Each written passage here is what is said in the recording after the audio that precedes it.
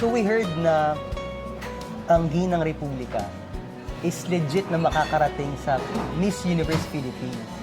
Kasi alam naman natin na ang Miss Universe ngayon is open na talaga siya kahit sa mga trans, kahit sa mga May mga moms, babies. may mga babies, ganyan. Kasal. So, ano ang balak ni Isa Gamboa sa Miss Universe?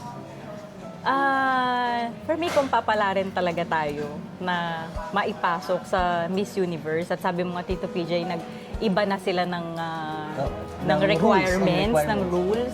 Why not? Oh my God! I-go natin to, i-push natin. And, So, willing kang mag-participate sa Miss Universe Philippines? Gusto ko. Oh Kasi my nga, God. meron akong... So, may aabangan kami? Meron akong profile picture actually na nakalagay doon is Mrs. Universe. Okay. So, I was really thinking and...